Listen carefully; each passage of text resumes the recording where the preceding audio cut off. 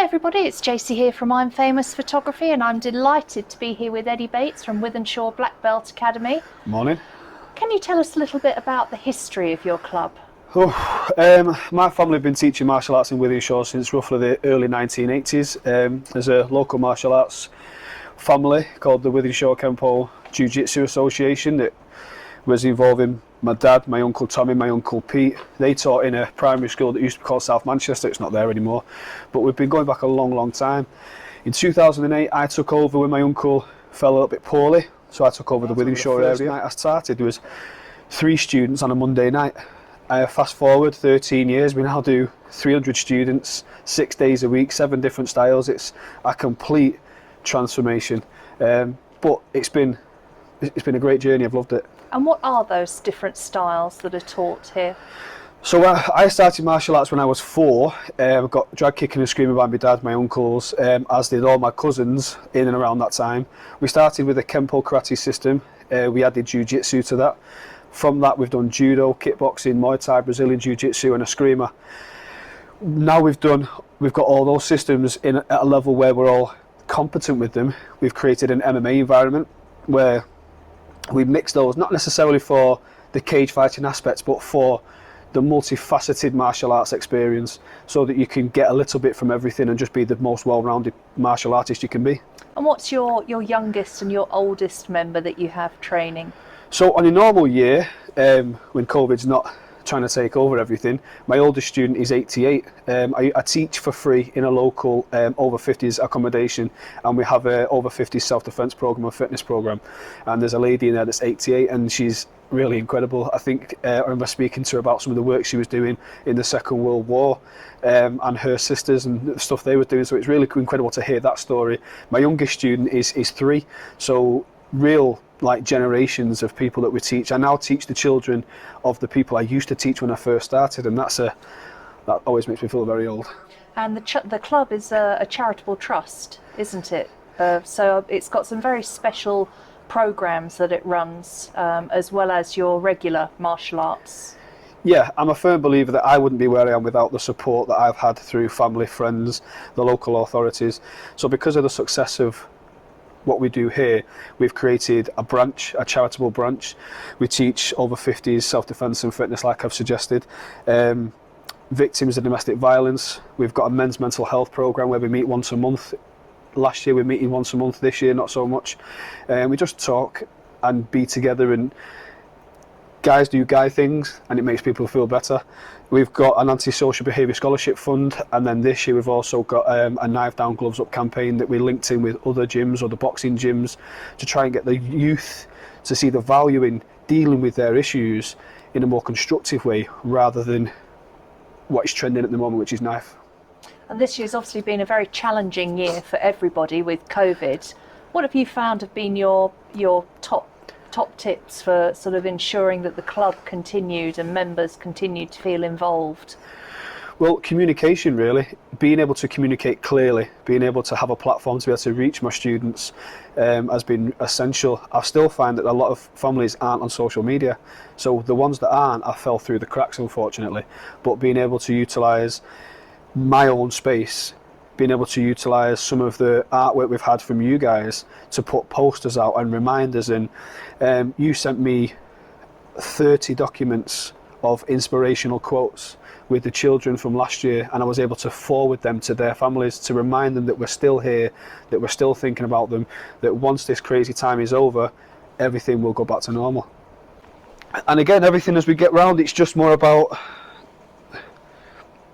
got a lot of love for veterans, I've got a lot of love for the armed forces, so that flag stays up to make sure that we are showing our respect.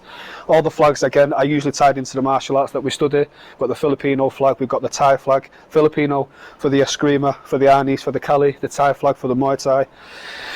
This is where the children are putting their shoes and socks at the moment, because we have a one-way system due to COVID-19. The parents will come in through a one-way system, parents go out through the back door, children come in and train. Once they've put their shoes and socks in there, they'll find an individually marked spot. They'll stay on that while we train, then they'll go out through the back door, get the shoes and socks on the way, and out they go. And we're able to meet all of the guidelines that are set to us by our governing body, our local council.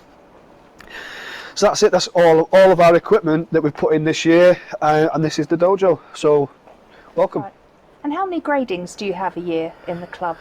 It's not an easy question. It's as and when the students are ready. So we're not a club that has them every 2 months, and then you'll get them as a. You don't get grades in this club because you attend. You get them if you earn them. So we have a syllabus and a tab system. If a student gets 4 tabs, that means that they've completed their 4 sections for that level. They can grade on the spot. We sometimes make a big ceremony, so we like to have a big one at Christmas. Usually have a big grading at Christmas, but it's much more. Grading should be much more than just materialistic aspects. It's something you've earned, you've achieved, you've earned it from our perspective.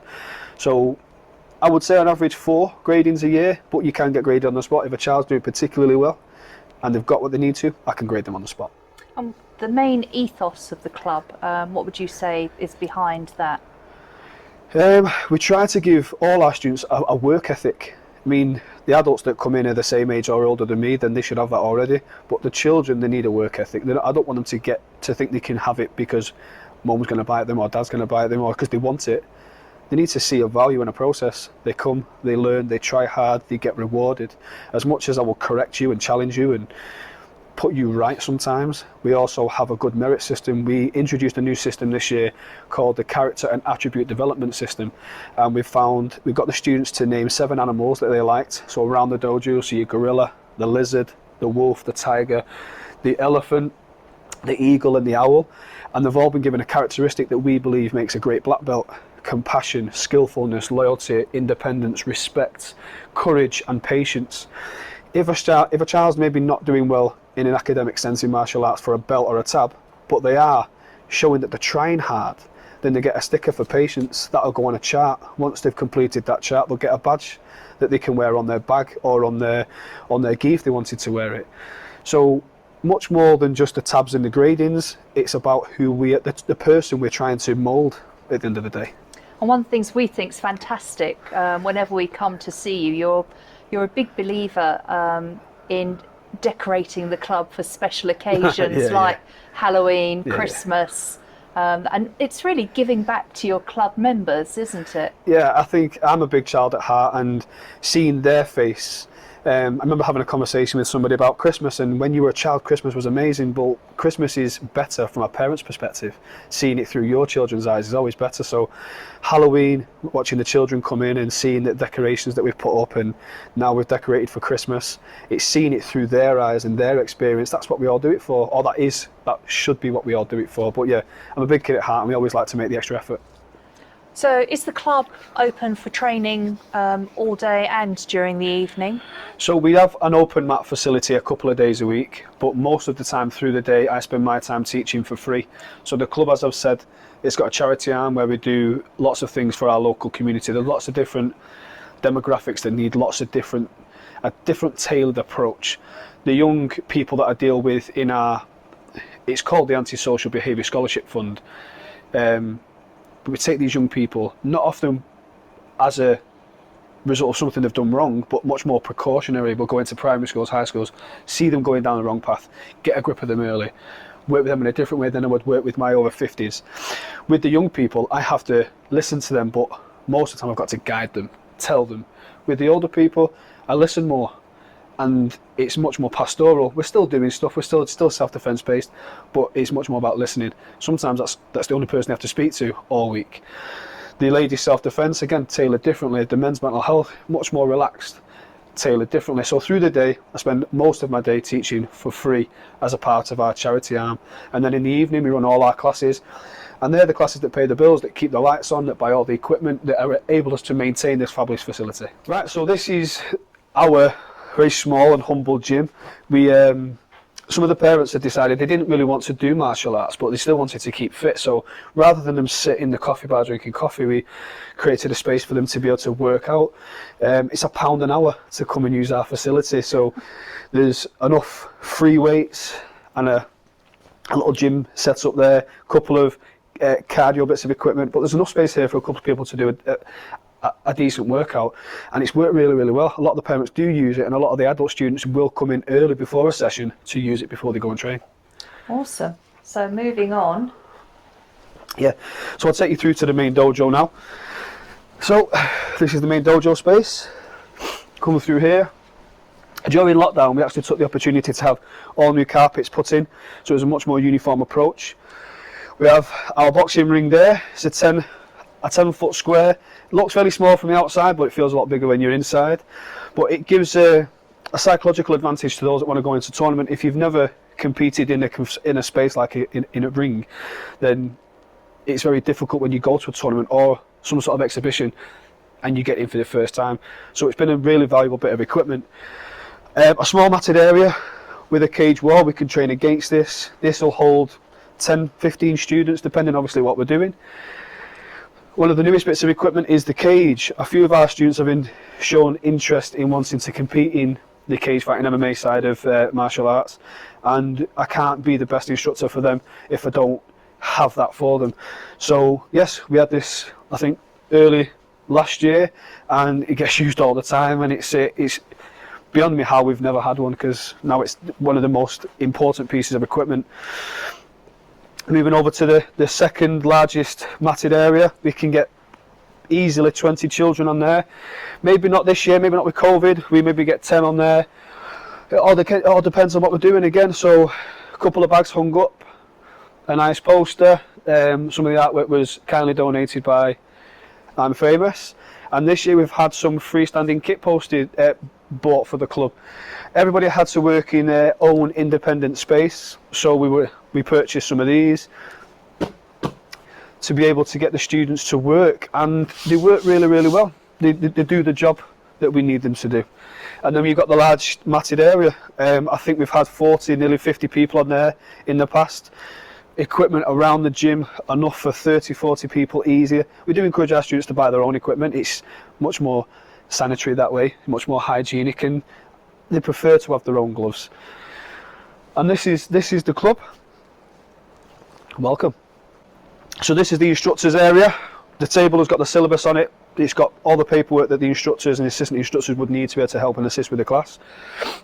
We've got flags and banners around the room for various different reasons, usually to commemorate something that's important to us. Like this was the first flag donated to me by my late uncle Tommy, who passed away. He was the founder of Kempo Jiu-Jitsu at the time in the 80s. He gave me that, and it's just gone on the wall just in honour of him. As we move through, a lot of the space in the gym will be on the walls in the height, so we've put some of our equipment on the wall to be able to utilise the space the best we can. Storage cabinets for belts, first aid equipment, other bits of paperwork, grading, stationery. We've got our own inflatable assault course in the back, so when the kids are having boot camp and summer camp, we can get that out for them. Moving round, much more equipment, belly pads, all my Eskrima weaponry on the wall. The new posters this year are the club rules. Now, it's worked better for the students to have a visual representation of the rules rather than an instructor constantly telling them and reminding them. They're encouraged to come and read them. They're encouraged to get to know them intimately. Well, next year we understand that you've got some really exciting news. You could well be moving out of this venue. So yeah, I mean, the Wythenshawe BlackBelt Academy, as it's now known, it was never meant to be this huge entity that it is. I always wanted a martial arts school, but I never envisioned it being full time. When we first moved to this space we're in now was all we had. In the ceiling you can see tracks where all the previous rooms used to be, and as every year has gone on, we've just moved and grown into the new spaces all the way through to the bottom. We're now at a point in 2020 where we've outgrown this space. This space has been home for 12 years. We've outgrown it. We're looking at a new facility and hopefully going to sign a contract in the new year for a new 15,000 square foot facility, which it's huge and it's big for us. And is that still within this area? It's literally a stone's throw that way. We're very lucky to be straight over the road from a shopping centre. The shopping centre's got lots and lots of space. They love the work we do in the community. They want to support us, and yeah, hopefully two like-minded organisations get together, and fingers crossed, that's the future for us.